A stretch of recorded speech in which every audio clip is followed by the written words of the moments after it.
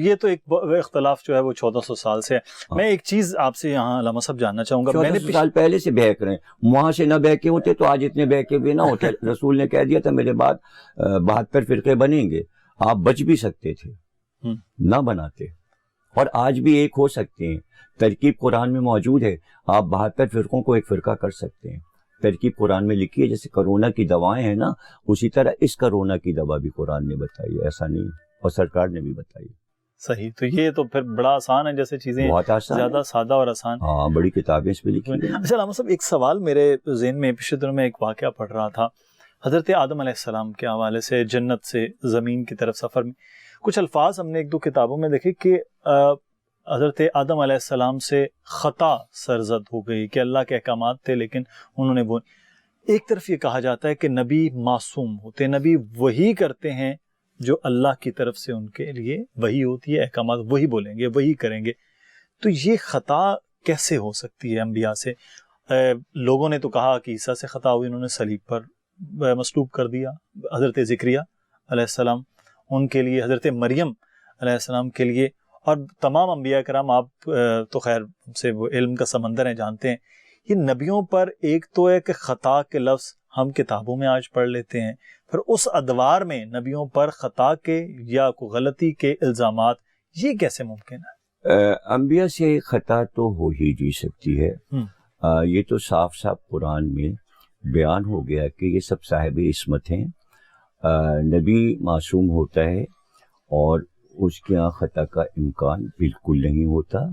اگر ایسا ہو تو جو آپ کو ٹیچر سکھا رہا ہے, اسٹوڈنٹ کو جب وہ بتائے گا کہ یہ اچھا ہے اور یہ برا ہے, اور اگر وہی برائی ٹیچر میں ہوگی تو بچہ فوراً ٹوک دے گا کہ آپ ہمیں کیا سکھا رہے ہیں, آپ میں تو خود ہی یہ بات ہے. تو اس لیے سکھانے والے ہادی میں کوئی بھی خطا نہیں ہوتی. اب وہ جسے خطا کہتے ہیں اس کی مثال یوں دی گئی ہے کہ اگر کوئی سفید کپڑے, وائٹ کپڑے پہنے ہیں اور اس کے اوپر ایک قلم سے قطرہ روشنائی کا گر جائے انک کا, تو سفید پر وہ ایک نقطہ نمایاں ہو جاتا ہے اور بار بار اس پہ نظر جاتی ہے. دوسری مثال اس کی یہ دی جاتی ہے کہ آئینے کا ہنر یہ ہے کہ وہ صاف ہو, گرد نہ ہو, اس لیے آئینے کو بار بار صاف کرتے ہیں. لیکن اسی آئینے کو لے کے آپ اپنے منہ کے پاس لا کر بھاپ دیں, ایسے کر کے, تو بھاپ جو پڑے گی تو وہ پسیج کے بند ہو جائے گا آئینہ سیلن سے. بالکل. تو جو بھاپ آئی ہے اس نے آئینے پہ پردہ ڈال لیا. یہ بھاپ جو ہے تھوڑی دیر کے لیے ہوا میں یوں اڑ جاتی ہے اور آئینہ پھر صاف ہو جاتا ہے. تو وہ چیزیں جو آپ جس کو نبی کے یہاں دیکھ رہے ہیں, وہ تمام چیزیں جو ہیں وہ ترک اولا کہلاتی ہیں. ترک اولا یہ کہ دو ثواب آپ کے سامنے ہیں. جیسے آپ کے سامنے دو ثواب رکھے جاتے ہیں, ایک بڑا ثواب, ایک چھوٹا ثواب. یعنی نماز بڑی ہے, روزہ دوسرے نمبر پر ہے, ثواب دونوں ہیں. تو اسی طرح انبیاء کے سامنے دو چیزیں ہمیشہ رکھی جاتی تھی, ایک بہت اعلیٰ, ایک اس سے ذرا کم. تو اب اللہ کی خواہش یہ ہوتی تھی کہ اولا پر جائے, صحیح, اولا اولا پہ جائے. انبیاء کو یہ پتہ ہوتا تھا وہ اولا پسند کرتا ہے, حالانکہ اس کے کرنے میں بھی گناہ نہیں ہے, سیکنڈ نمبر بھی کر سکتا ہے. لیکن اللہ چاہتا ہے میرا نبی فرسٹ رہے, تو وہ اوپر جاتے جاتے یہاں پہ رکتا تھا. اب اس کی مثال یہ دی جاتی ہے کہ حضرت یعقوب بہت بڑے نبی تھے اور ان کے گھر میں تعلیم و تربیت تھی, لیکن کیا ہوا کہ 11 بیٹے جو تھے وہ ایک بھائی کے پیچھے پڑ گئے. تو یہ حسد تھا. حسد اس کے نفس سے ہوتا ہے, اللہ کی طرف سے نہیں ہوتا. تو وہ اگر چاہتے تو اولا کو پسند کر لیتے, حسد نہ کرتے اور یوسف کو اپنے سے بلند سمجھ لیتے, لیکن سب سے چھوٹا بھائی سمجھ رہے تھے. تو اللہ چاہتا تھا کہ یوسف کو تم تھوڑی دیر کے لیے اپنے سے بڑا سمجھ لو. یا حضرت آدم کا جنت سے نکلنا, یا جناب زکریا کے لیے جو کچھ کہا جاتا ہے, تو وہ الزام تھا. حضرت مریم پہ الزام لگایا یہودیوں نے, جناب زکریا پہ بھی الزام لگایا, ان کے کیریکٹر کو, ان کے کردار کو مسخ کرنے کی کوشش کی, لیکن اللہ کی راہ میں انہوں نے سر کٹا لیا اور پھر اپنی پاکیزگی ثابت کر دی. حضرت مریم کے لیے پورا یعنی قرآن نے جتنا حضرت مریم کے کردار کی بلندی بتائی ہے، انجیل ناممکن ہے کہ مریم کو اتنا اچھا پیش کر سکے جو قرآن نے کارنامہ کیا ہے. اور اللہ نے ان تمام پچھلی باتوں کو صاف کر دیا تھا کہ مریم کس عظمت کی بیوی ہیں. تو حضرت مریم کے لیے اللہ نے کیا انتظام رکھا کہ بھائی مریم تمہیں جواب نہیں دیں گی، اس بچے سے پوچھو. اور گود کا بچہ بولا اور اس نے اپنی ماں کی عصمت کا حصار کر لیا. بیٹے نے ماں کے عصمت کی بلندی کی گواہی دی. بیٹا ہی اولاد وارث اپنے بزرگوں کے تمام کردار کو اگر بدلی پیدا کی جائے تو وہی اس کا وارث ہے، وہ صاف کر کے دکھاتا ہے. جو سرکار نے کیا، آدم پہ الزام تھا پھل کھا لیا، گیہوں کھا لیا، یہ کیا، اس نے رسول اللہ نے کہا میرا کردار دیکھو. ایسا کردار ہر نبی کا تھا. اور اس میں ایک خاص چیز میں بتا دوں کہ حضرت علی تازیانہ لے کر اپنے عہد خلافت میں بازار کوفہ میں صبح کو گزرتے تھے اور یہ اعلان کرتے تھے کہ جو تم دینی گفتگو کرتے ہو مارکیٹ میں بیٹھ کر، خبردار اگر کسی نے کسی نبی کے کردار کو مسخ کیا تو اس کی پشت ہوگی اور میرا تازیانہ ہوگا. اگر کسی نے یہ کہا کہ آدم سے لے کر عیسیٰ تک کسی نبی سے خطا ہوئی تو میں اس کو ان کوڑوں سے ماروں گا. یہ آپ کی ڈیوٹی تھی روزانہ. تو لوگوں نے پوچھا کہ آپ اتنی شدت کے ساتھ یہ اعلان روز کیوں کرتے ہیں بازار میں، تاکہ بازار کی بات تو پورے شہر میں پھیلتی ہے نا، تو آپ ایسا کیوں کہتے ہیں؟ تو آپ نے کہا کہ اگر میں تمام انبیاء کا کردار مستحکم کر دوں گا مسلمان کے ذہن میں تو پھر وہ نبی تک کبھی آئے گا نہیں کہ کوئی بات نبی کے بارے میں کہہ دے.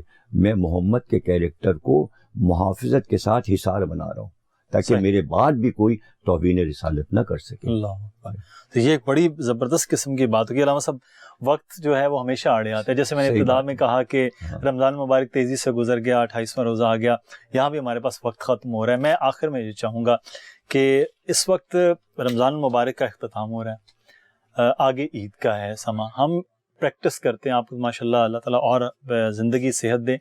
ہم نے یہ دیکھا کہ رمضان المبارک جیسے ختم ہوتا ہے، چاند کی خبر آتی ہے، ہم سب کچھ بدل جاتا ہے. وہ جیسے ذرائع تفنن کہ وہ شیطان آزاد ہو جاتا ہے، اور اس کی آج کل میمز بھی ہم دیکھ رہے ہیں بنی ہوئی ہیں. یہ ساری چیزیں یہ کس طرح سے کنٹرول کیا جائے؟ میں چاہوں گا مختصر یہ آخر میں ضرور آپ بتائیں کہ عمل کیا کیا جائے جیسے چاند نکلے عید اور اس کے بعد اگلے رمضان کے آنے تک. ہاں، عید میں خوشیاں جو ہوتی ہیں تو اس میں بھی جیسے رمضان میں ہے کہ آپ روزہ رکھ کر خود اپنے نفس سے یہ احساس کریں کہ فاقہ کیا چیز ہوتی ہے اور کتنے لوگ روٹی کھائے بغیر سو جاتے ہیں اور غریبوں کے پاس وہ ساری غذائیں نعمات نہیں ملتی انہیں جو آپ کھا رہے ہیں. اسی لیے افطاری میں کہ بھئی اچھی چیز سے روزہ کھولو تاکہ تمہیں پتہ چلے تم کتنی اچھی غذا کھا رہے ہو. لیکن اسی وقت یہ تصور آئے پانی پیتے وقت ایسا تو نہیں ہے کہ میرے پڑوس میں، جاننے والوں میں، برادری میں، شہر میں کوئی اتنا غریب ہے کہ وہ ٹھنڈا پانی تک نہیں پی رہا، اس کے پاس فریج نہیں ہے، وہ کھانے کے لیے اس کے پاس اتنی چیزیں نہیں ہیں. اسی لیے آپ دیکھیں کہ پاکستان میں شروع سے اپنی جوانی سے یہاں تک دیکھ رہا ہوں کہ رمضان میں کبھی بھی میرا اگر کہیں نکلنا ہوا تو یہ رمضان کی تعریف پاکستان میں ہوتی ہے. اس بات کی پوری دنیا میں یہ بات تعریف کی جاتی ہے کہ سڑکوں کے کنارے لوگ روزہ کھلوانے کھڑے ہوتے ہیں. بڑی بڑی کمپنیاں، بڑے بڑے تجار، بزنس مین اپنی دکان کے سامنے دسترخوان لگوا دیتے ہیں. اور واقعی وہ ایسے لوگ جو واقعی نادار ہیں، میں نے آج سے نہیں، میں 60-65 سال سے دیکھ رہا ہوں کہ برس روڈ سے میں گزر رہا ہوں. پورا برس روڈ چاروں طرف سے روڈ آ رہی ہوتی ہے، ڈی جے سائنس سے لے کر اور میوزیم تک. تو میں نے وہاں پر دیکھا، اکثر میں ادھر سے ویزا آفس سے آیا کرتا تھا تغلق ہاؤس سے، رمضان میں اگر گیا کہیں ملک سے باہر جا رہا ہوں ویزا لگوا کے واپس، تو چاروں طرف میزیں لگی ہوتی تھی اور دوڑتے تھے، جائیے نہیں، روزہ کھول کے جائیے، روزہ کھول کے. تو بڑے بڑے سوٹیڈ بوٹیڈ گاڑیوں والے لوگ اتر کر آتے تھے اور ان کا دل رکھتے تھے کہ ہم آپ کے ساتھ روزہ. تو علامہ صاحب یہی عمل میرا خیال ہے کہ اگلے 11 مہینے میں جاری رہنا چاہیے کسی نہ کسی اور شکل میں. بالکل. تو پھر میرا خیال ہے نہ تو تنگی ہے نہ. اچھا اس میں آپ دیکھیں کہ بہت سے ہمارے بزنس مینوں نے اپنے دسترخوان رکھے ہیں جو پورے سال مغرب کے وقت دسترخوان لگتا ہے اور وہ مسلسل، لیکن سب اس پر آمادہ ہوں 2-4 نہیں تو ملک کا نظام ہی بدل جائے. بالکل یہ بڑی خوبصورت بات ہے کہ سب لوگ جو آمادہ ہو. پرنور سحر اور ذکر خدا، نبیوں کی مدح سرائی. پیغام سنا اے باد صبا، پرکیف صاحب آئی. پوشیدہ ہے ایمان کی راہ اللہ کی کتاب مقدس میں.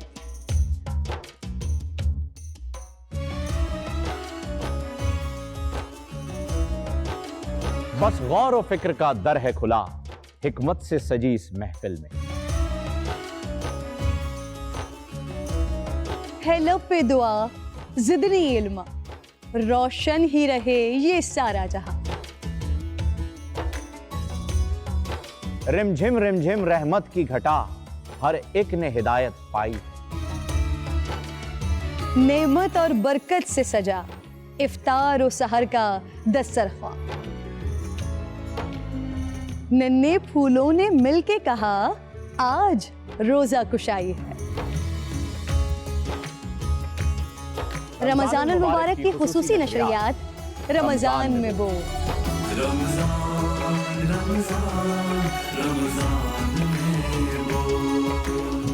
رمضان المبارک کی خصوصی نشریات رمضان میں بول، فہیم خان اور کرن ناز کے ساتھ روزانہ صبح 3 بجے سحر ٹرانسمیشن اور شام 5:30 بجے افطار ٹرانسمیشن، صرف بول انٹرٹینمنٹ پر.